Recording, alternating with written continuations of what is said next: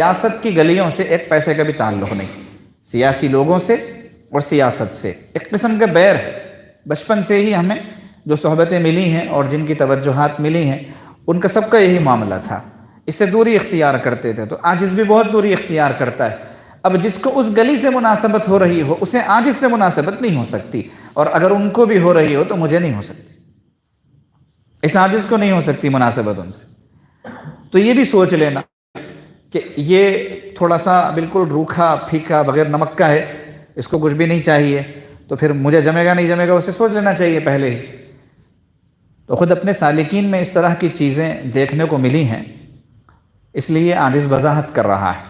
تو اگر کوئی ایسا مسئلہ ہو تو وہ حضرات بھی بے تکلف کہیں اور رجوع کر سکتے ہیں، کوئی بھی شکل اختیار کر سکتے ہیں۔ حضرت سے بیعت ہوں برائے مہربانی یہ نہ کہیں اگر طرز سے روش سے مناسبت نہیں ہو رہی ہو، ہم تو آپ کو اپنے سے بیعت شدہ نہیں سمجھتے۔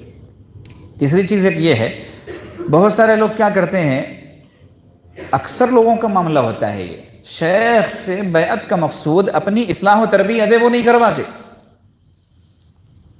سب میٹھا میٹھا بولتے ہیں شیخ کو، تہجد سے لے کے رات میں سونے تک کی 2 رکعت صلاۃ التوبہ تک وہ سب کہیں گے، بیچ میں نہیں کہیں گے۔ جتنی چیزیں اصلاح طلب ہوتی ہیں نا وہ نہیں کہیں گے، اخلاق کا کیا معاملہ ہے، رہن سہن کا کیا معاملہ ہے، معاملات کی کیا صورت حال ہے، تجارت کرتے ہیں تو کیسے کرتے ہیں، ملازمت کرتے ہیں تو کیسے کرتے ہیں، دن بھر میں جھوٹ کتنی دفعہ کہتے ہیں، بڑائی کتنی اپنے اندر ہے، فلاں فلاں فلاں، ان چیزوں کی طرف بالکل توجہ نہیں جاتی، اور شیخ کو یوں سمجھ رہے ہوتے ہیں کہ ملو بنا رہے ہیں گویا۔ شیخ یہ سن کے خوش ہو رہے ہیں۔ بہت سارے پرانے سالکین ماشاءاللہ کئی سالوں سے جڑے ہوئے ہیں، رابطہ پہلے تو کرتے نہیں، اور اگر کرتے ہیں تو مشکل سے کیا ہوتا ہے، اس میں اللہ کے فضل سے مراقبہ ہو رہا ہے، اللہ کے فضل سے یہ ہو رہا ہے، اللہ کے فضل سے وہ ہو رہا ہے، بس اس کے بعد میں دعا کی درخواست۔ اب اگر شیخ کو کوئی آدمی یوں سمجھے کہ اس بیچارے کو تو پتہ نہیں چلے گا، معلوم تو ہے نہیں کچھ، یہ بول دو خوش کر دو، تو اب یہ غلط فہمی ہے۔ 1 بار 2 بار 3 بار ہو سکتا ہے، اور اگر شیخ تھوڑا سا توجہ کر لے تو اسے پتہ چل جائے گا کہ یہ اللہ کے فضل سے میں کتنا دم ہے۔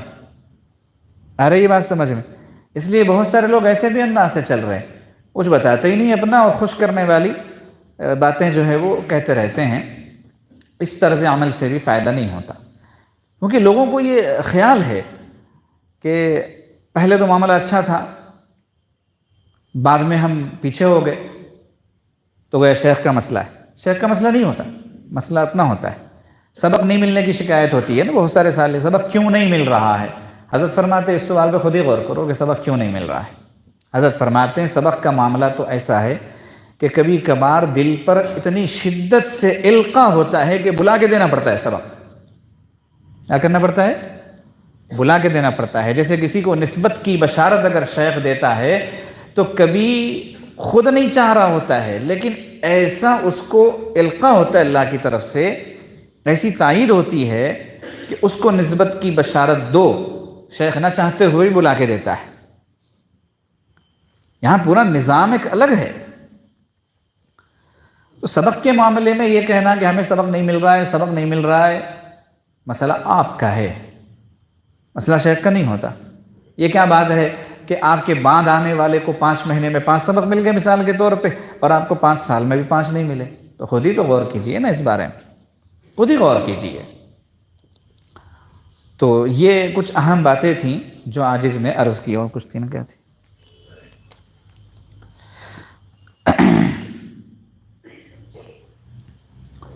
تو وہ حضرات جو بیعت ہیں ماشاءاللہ، سلسلے میں داخل ہیں، عرصہ ہو چکا ہے، لیکن ابھی تک ہمارے طرز سے ان کو مناسبت نہیں ہو سکی اور آئندہ ہونے کا امکان بھی نہیں ہے، تو وہ برائے مہربانی کہیں اور رجوع کرے۔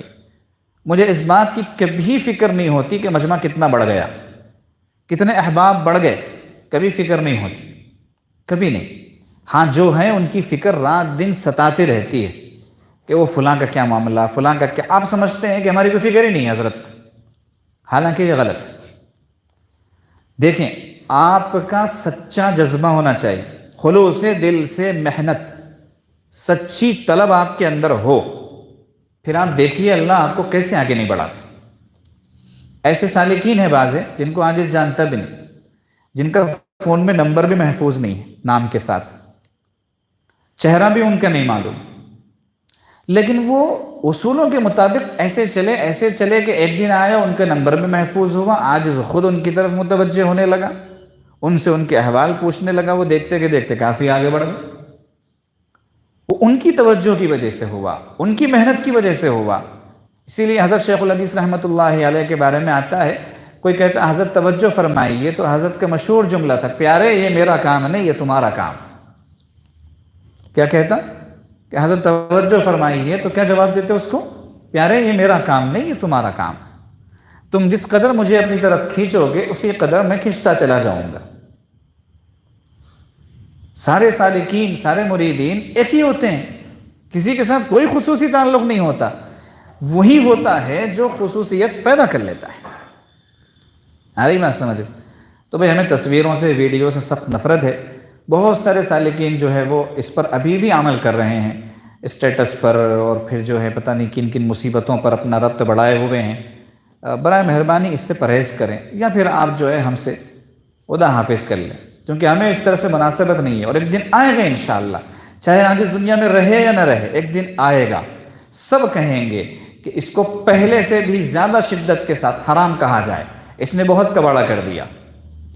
اور ہوا بھی ہے، یہ ایک بہت بڑی جگہ پر بہت بڑے عالم دین اور اللہ والے نے صاف طور پر کہا کہ اس نے بہت نقصان کر دیا۔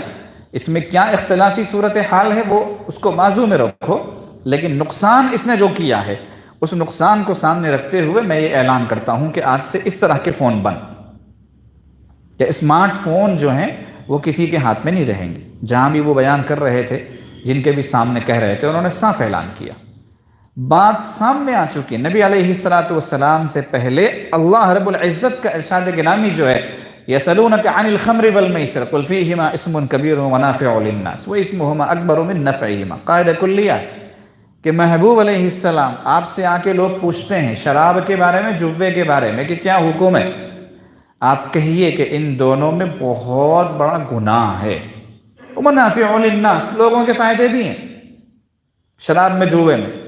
نبی علیہ السلام، اللہ پاک نے خود ارشاد فرمایا، کس کو؟ نبی علیہ السلام کو، کہ آپ لوگوں سے کہیے، لیکن پھر آگے فرمایا وَإِسْمُهُمَا أَكْبَرُ مِن نَفْعِهِمَا، ان دونوں کا جو گناہ ہے نا وہ فائدے کو لے ڈوب رہا ہے، فائدے سے زیادہ خطرناک ان کا گناہ ہے، ان کی نحوست ہے۔ تو یہ جتنی چیزیں ہیں اس زمانے کی، سوشل میڈیا کے جتنے ایپس ہیں، جتنی چیزیں ہیں جو ہمیں نئی دنیا میں لے جا رہی ہیں، ان کا نقصان زیادہ، فائدہ بہت کم، بلکہ نقصان و فائدے کا تناسب اگر دیکھیں، دونوں کا پرسنٹیج اگر نکالیں تو نقصان کا اتنا نکلے گا کہ فائدے کا تناسب بہت کم۔ 90 اور 10 کیا مناسبت ہے ان میں؟ 100 اور 5 کوئی مناسبت ہے؟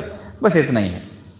اسی کے ضمن میں ہم نے یہ ارادہ کیا کہ آئندہ سے جو مجلس ہوگی، یہ تو ہو رہی ہے یوٹیوب پر بھی لائیو ہو رہی ہے، اور یوٹیوب پر جتنی بھی ہماری مجلسیں ہوئی آڈیو ہوئی ہیں، ویڈیو نہیں۔ تو پہلے سے ہی ہمیں شرح صدر نہیں تھا یوٹیوب کے بارے میں، لیکن وہ ہمیں چونکہ معلوم نہیں، اس لیے جس نے بھی آگے جو کہا اس کی سننا پڑتا ہے۔ تو ایک صاحب نے ہمیں مکسلر سے یوٹیوب پر سوئچ کروایا تھا کہ آپ وہاں جائیے، وہ بہت فائدہ ہے، یہ ہے وہ ہے، آڈیو بھی کر سکتے ہیں، وہ خود بخود بیانات سیو ہو جائیں گے، فلاں ہوگا، تم چلے گئے، زیادہ تحقیق نہیں کی۔ اب پھر انہی صاحب نے آگے کہا کہ یوٹیوب میں اب یہ نقصان ہے، وہ نقصان ہے، وہ تو ہم بھی دیکھ رہے تھے، ان کے کہنے سے سمجھ میں آیا ایسا نہیں، بلکہ پہلے سے ہی یوٹیوب نے یہ کیا ہے کہ ایڈ چلا رہا ہے، ایڈورٹائزمنٹ جو ہے اس کے، کوئی بھی آپ بیان کلک کریں، غلط کلک کریں، کچھ بھی کریں، ایڈ آ رہا ہے پہلے شروع میں۔ اس کی پیڈ کی سہولت ہے البتہ کہ آپ ایڈ کو ختم کر سکتے ہیں 4 سیکنڈ کے بعد، 5 سیکنڈ کے بعد، لیکن وہ 5 سیکنڈ بھی تو بڑی مصیبت کے ہیں، کچھ بھی ہو رہا ہے اس میں، میوزک چل رہی ہے، کوئی ناچتی ہوئی آ رہی ہے، کوئی گاتی ہوئی آ رہی ہے، کچھ بھی ہو رہا ہے، اور اس کے بعد بہترین قرأت شروع ہو رہی ہے۔ سوچئے، ایک حضرت مفتی رشید احمد صاحب لدھیانوی نبر اللہ مرقدہ، پڑوس کے ہمارے بہت بڑے مفتی گزرے ہیں، بہت بڑے اللہ والے بھی تھے، تو حضرت ایک دم پرفیکٹ جواب دیا کرتے تھے مسئلے کا، اس میں کوئی جھول نہیں ہوا کرتا تھا جواب دینے میں۔ تو حضرت سے کسی نے پوچھا، اس زمانے میں نیا نیا جب ٹی وی پر چینل بھی بدل رہے تھے اور قرآن پاک کی بھی اس میں تلاوت ہو رہی تھی، پھر دوسری چیزیں کہ حضرت یہ کیسا ہے؟ تو حضرت نے جواب میں ارشاد فرمایا ٹی وی میں قرآن کی تلاوت یا نعت پاک کا پڑھنا ایسے ہی ہے جیسے بیت الخلاء میں بیٹھ کر ان چیزوں کا پڑھنا اور سننا. اور یہ یوٹیوب تو ٹی وی سے آگے بڑھ گیا. اچھا، درمیان میں عاجز نے خود دیکھا تلاوت ہو رہی ہے، آیت بھی پوری نہیں ہوئی، اس کا ایک ٹائم آ گیا ایڈ کا، تو درمیان آیت میں ایڈ شروع ہو گیا. اگر اس صورتحال میں بدن پر جھرجھری نہ آئے اور رونگٹے نہ کھڑے ہوں تو ایمان کی خیر منانی چاہیے. اللہ کا کلام چل رہا ہو، قرآن پاک کی تلاوت ہو رہی ہو، درمیان میں ایڈ آ جائے، اب اس کے ختم ہونے کا انتظار کرو. اگر بعض جگہوں پر وہ اسکپ ایڈ کی سہولت بھی نہیں دے رہا ہے، پورا ایڈ آپ کو دیکھنا ہی دیکھنا ہے کیونکہ اس نے شاید زیادہ پے کیا ہوا ہے، کوئی مسئلہ ہوگا.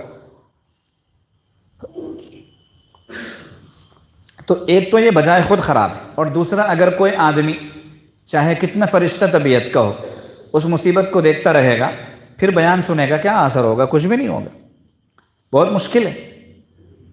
مسجدوں میں بیٹھ کر اللہ رسول کی بات کرنے پر اثر نہیں ہو رہا ہے اس زمانے میں، دلوں کی قساوت کا یہ عالم ہے، تو یوٹیوب پر ایڈ دیکھتے ہوئے، نامحرموں کو دیکھتے ہوئے، گانے میوزک کان میں پڑتے ہوئے دین کی بات کیا اثر کرے گی؟ اس لیے ہم نے کہا کہ نہ رہے بانس نہ بجے بانسری، یہ یوٹیوب ہی نہیں چاہیے. اس میں ہم نے کوشش کی کہ کبھی کبھار اکاؤنٹس کی ہوتی ہے سہولت، زیادہ پے کرنے پر وہ مصیبت سے چھٹکارا ملتا ہے، تو انہوں نے بتایا کہ نہیں، وہ ان لوگوں کے لیے ہے جو یوٹیوب استعمال کرنے والے ہیں، جن کا چینل نہیں ہے، صرف یوٹیوب میں کچھ دیکھتے ہیں، سنتے ہیں، کرتے ہیں. وہ اگر ماہانہ کے اعتبار سے کچھ دیں تو ان کو ایڈ نہیں آئیں گے، یہ یوٹیوب کی اپنی پالیسی ہے. لیکن جو چینل بنانے والے ہیں، جو چینل چلاتے ہیں، ان کے لیے ایسی کوئی سہولت نہیں ہے، ان کو تو وہ دیکھنا ہی دیکھنا ہے، وہ آنا ہی آنا ہے. تو ہم نے کہا کہ ہٹو، پہلے مکسلر تھا، ہم پھر مکسلر پہ آتے، جتنا پیچھے کی طرف لوٹو گے اتنا اچھا ہے. ہاں دکھا دے اے تصور پھر وہ صبح و شام تو، لوٹ پیچھے کی طرف ہے گردش ایام تو. کاش وہ زندگی میں وہ پچھلے دن آ جائے. ہمارے سب سے اچھے دن تو وہی ہیں، پچھلے دن. جتنے نئے دن ہیں، جتنے اس زمانے کے دن ہیں، یہ ہمارے لیے فتنہ ہی فتنہ. اللہ سے دور، رسول سے دور، قرآن سے دور، دین سے دور، شریعت سے دور، جنت سے دور.